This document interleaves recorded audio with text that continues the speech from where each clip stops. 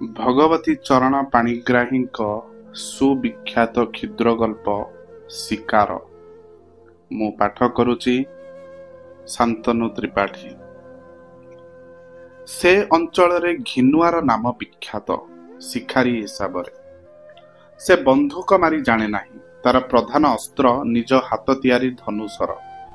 ସେ ତୀର ମାରିଲା ବେଳେ ଚିତ୍ ହୋଇପଡ଼େ। ବାଁ ପାଦଟି ଧନୁରେ ଲଗାଇ ଦେଇ କାନ ପର୍ଯ୍ୟନ୍ତ ତୀରଟି ଟାଣି ନେଇ ଛାଡ଼ିଦିଏ। ମାଇଲିଏ ଦୂରରୁ ତୀର ମାରି ସେ ଲାଖ ବିନ୍ଧିପାରେ। ଏଇ ଧନୁଶର ସାହାଯ୍ୟରେ ସେ ହରିଣ, ସମ୍ବର, ବାରାହା, ଭାଲୁ ମାରିଛି ଅଗଣନ। ଚିତାବାଘ ବି ମାରିଛି ଅନେକ, କିନ୍ତୁ ମହାବଳ ମାରିଛି ମୋଟେ 2ଟି। ମହାବଳ ମାରି ସେ ଡେପୁଟି କମିଶନରଙ୍କ ଠାରୁ ବେଶ୍ ପୁରସ୍କାର ପାଇଛି ମଧ୍ୟ।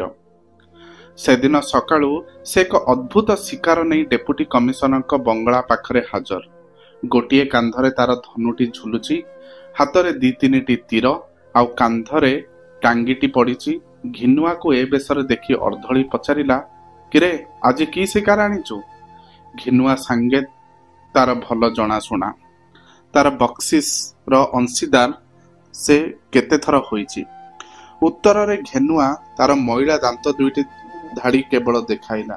ସେ ହସିଲା କି ଖେଙ୍କିଲା ଜାଣିବାର ଉପାୟ ନାହିଁ।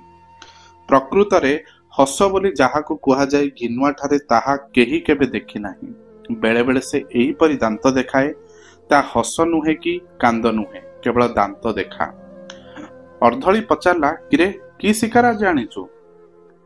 ଘିନୁର ତାର ଗାମୁଛାରେ ବନ୍ଧା ହୋଇଥିବା ଗୋଟିଏ ପଦାର୍ଥକୁ ଦେଖାଇ କହିଲା ଯେ ସେ ଆଜି ଏକ ମସ୍ତ ଜାନୁଆର ଶିକାର କରି ଆଣିଛି। ଅର୍ଦ୍ଧଳି ପଚାରିଲା, ବାଘ? ଘିନୁଆ ମୁଣ୍ଡ ହଲାଇ ନାଇଁ ଜଣାଇଲା। ଆଉ ତେବେ କ'ଣ ବେ? ଗୋଳମାଳ ପୁଣି ସାହେବ ବଙ୍ଗଳା ଭିତରୁ ବାହାରି ଆସିଲେ। ଘିନୁଆ ମୁଣ୍ଡିଆ ମାରି ପୁଣି ସାହେବକୁ ସେହିପରି ଦାନ୍ତ ଦେଖାଇଲା। ସାହେବ ଶିକାରର ଚେହେରାଟା ଦେଖିବାକୁ ଉତ୍ସୁକ ପ୍ରକାଶ କରିବାରୁ ଘିନୁଆ ଗାମୁଛା ଭିତରୁ ବାହାର କରି ସାହେବଙ୍କ ପାଦ ତଳେ ଥୋଇଲା ଗୋଟାଏ ସଜ କଟା ମଣିଷ ମୁଣ୍ଡ।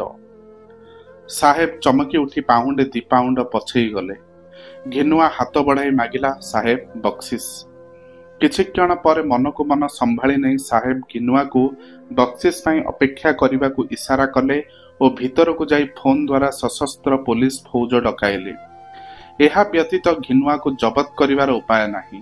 ଦେହରେ ତାର ଗୋଟାଏ ଅସୁରର ବଳ, ହାତରେ ପୁଣି ଧନୁଶର ଓ ଟାଙ୍ଗିଟି ରହିଛି।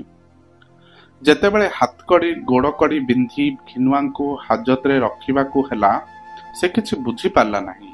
ତାକୁ ଏପରି ଭାବରେ ଅଟକାଇ ରଖିବାର ମତଲବ କ'ଣ? ସୁବିଧା ପାଇଲେ ସେ କାହାରିକି ଏ ବିଷୟ ପଚାରେ। କିଏ କହେ ତାର ଫାଶୀ ହେବ, କିଏ କହେ ସେ ଯିବ କଳାପାଣି। କାହିଁକି ସେ ଏମିତି କି ଅପରାଧଟା କରିଛି କି?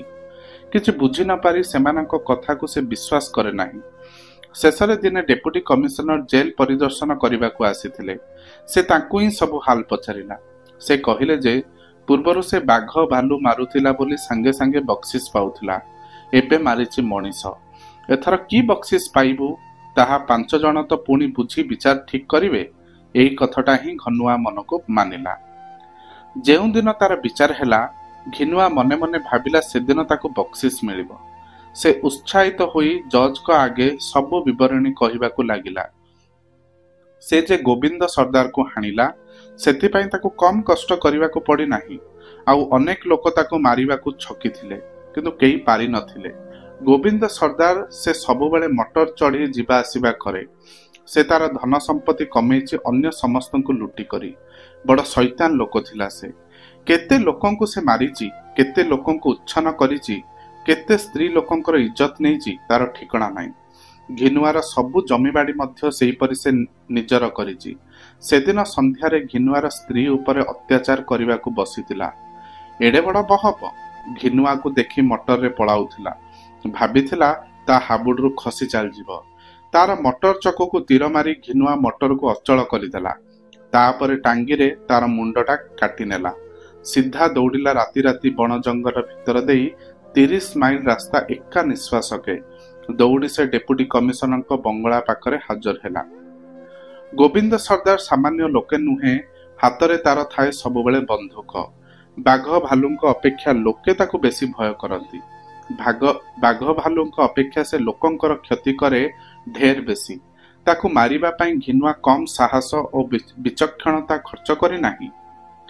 କିଛି ବର୍ଷ ତଳେ ମେଳିଆ ଝପଟ ସିଂ ମୁଣ୍ଡ କାଟିଥିବାରୁ ସାହେବ ଡୋରାକୁ 500 ଟଙ୍କା ବକ୍ସିସ୍ ଦେଇଥିଲେ। ଝପଟ ସିଂ ତ ଏକ ରକମର ଭଲ ଲୋକ ଥିଲା। ସେ ସ୍ତ୍ରୀ ଲୋକଙ୍କ ଇଜ୍ଜତ ନେଇ ନାହିଁ କି କାହାରି ଜମିବାଡ଼ି ଦଖଲ କରି ନାହିଁ। ସେ କେବଳ ଖଜଣାଖାନା ଲୁଟ୍ କରିଥିଲା, ଆଉ କେତେଜଣ ସିପାହୀଙ୍କୁ ମାରିଥିଲା। ଗୋବିନ୍ଦ ସର୍ଦ୍ଦାର କିନ୍ତୁ ବଡ଼ ଭୟଙ୍କର ଲୋକ। ତାକୁ ମାରିଥିବାରୁ ଅଧିକ ଘିନୁଆକୁ ବକ୍ସିସ୍ ମିଳିବା ଉଚିତ। ଘିନୁଆର ଯୁକ୍ତି ଶୁଣି ସମସ୍ତେ ହୋ ହୋ ହୋଇ ହସି ଉଠିଲେ। ଜଜ୍ ସାହେବ ହସି ହସି କହିଲେ, ହଁ, ଉପଯୁକ୍ତ ବକ୍ସିସ୍ ଦିଆଯିବ। ସରକାରୀ ଓକିଲ କହିଲେ, ତତେ ଏଠାକୁ ଖାସ୍ ଅଣାଯାଇଛି ବକ୍ସିସ୍ ଦିଆଯିବା ଲାଗି। ଘିନୁଆ ଏହାକୁ ପରିହାସ ନ ମଣି ସତ ବୋଲି ମନେ କଲା, କାରଣ ହସ କୌତୁକ ଥଟ୍ଟା ପରିହାସ ସେ ଜାଣେ ନାହିଁ। ତାର ଯେ ନିତାନ୍ତ ରସଶୂନ୍ୟ ପ୍ରକୃତି। ଶେଷରେ ରାୟ ଦିଆଗଲା ପ୍ରାଣଦଣ୍ଡ। ଘିନୁଆ ଏହାର କୌଣସି ଅର୍ଥ ବୁଝିଲା ନାହିଁ। ପୁଣି ଜେଲକୁ ଫେରାଇ ନେଲା ବେଳେ ତାକୁ ବୁଝାଇ ଦିଆଗଲା ଯେ ତାର ବକ୍ସିସ୍ ପାଇବାର ଦିନ ଆସୁଛି।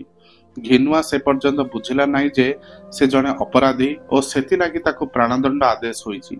ଝପଟ ସିଂଙ୍କୁ ମାରିବା ଓ ଗୋବିନ୍ଦ ସର୍ଦ୍ଦାରକୁ ମାରିବା ସେ ଯେ ଏକା କଥା ନୁହେଁ, ତାହା ସେ ବୁଝିବ କାହୁଁ? ସେ ଜାଣିଲା ନାହିଁ ସେ ଗୋଟାଏ ଗୌରବର ବିଷୟ, ଅନ୍ୟଟି ଦୋଷବହ। ଆଇନର ସୂକ୍ଷ୍ମ ଜାଲ ଭିତରେ ପଶିବାକୁ ତାର ମୁଣ୍ଡ ନାହିଁ। ସେ ଯେ ବଣୁଆ ସାନ୍ତାଳ। ମନେ ମନେ ଭାବେ, ଡୋରା 500 ଟଙ୍କା ପାଇଛି ଝପଟ ସିଂଙ୍କୁ ମାରି। ସେଥିରୁ ବେଶୀ ନହେଲେ ସେ କାହିଁକି ନବ? ସବୁ ଫେରାଇ ଦେଇ କହିବ, କିଛି ନ ଦିଅ ପଛେ ସାହେବ, ଡୋରା ଠାରୁ ବେଶୀ ପାଇବା ମୋର ହକ୍। ଜେଲ ଅନ୍ଧାରିଆ ନିର୍ଜନ ଗୁମ୍ଫାରେ ରହି ସେ କେତେ କଣ ଭାବେ। କଥାବାର୍ତ୍ତା କହିବାକୁ ସେ କାହାରିକି ଦେଖେ ନାହିଁ। କଥାବାର୍ତ୍ତା କରିବାକୁ ବି ତାର ମନ ଛଟପଟ ହେଉଥାଏ। ଶେଷରେ ତାର ଫାଶୀର ଦିନ ଆସିଲା। ତାକୁ ପଚରାଗଲା, ତାର ଶେଷରେ କଣ ଦରକାର? ସେ କହିଲା, ମୋର ବକ୍ସିସ୍। ଆଚ୍ଛା, ବକ୍ସିସ୍ ପାଇବୁ ଆ, କହି ତାକୁ ନେଇଗଲେ। ମୁଣ୍ଡରେ ତାର ଗୋଟିଏ କଳାକାନାର ଖୋଳ ପିନ୍ଧାଇ ଦିଆଗଲା। ଘିନୁଆ ମନେ ମନେ ବିଚାରିଲା, ଆଖିରେ ଅନ୍ଧ ପୋଟଳି ଦେଇ ହାତରେ ତାର ସୁନା ରୂପା ଢାଳି ଦିଆଯିବ। ସରକାର ଘରର କେତେ ଫାନ୍ଦ ଫିକର, କାଇଦା କଟକଣା ଅଛି। ଖାଲି ସେମିତି କଣ ବକ୍ସିସ୍ ଦିଆଯାଏ? ସେ ଘରକୁ ଫେରି ସବୁ ସ୍ତ୍ରୀକୁ ଦେଖାଇବ କି ଖୁସି ହବ ସ୍ତ୍ରୀ ତାର ସବୁ ଦେଖି। ଭଲ ଘର ଦ୍ୱାର କରି ଜମିବାଡ଼ି ଚାଷି ସେ ସୁଖରେ ରହିବ। ଆଉ ତ ଗୋବିନ୍ଦ ସର୍ଦ୍ଦାର ନାହିଁ ଯେ ସବୁ ଲୁଟ୍ କରି ନେବ। ହଠାତ୍ କଣ ଗୋଟାଏ ଆସି ତା ବେକରେ ବାଜିଲା।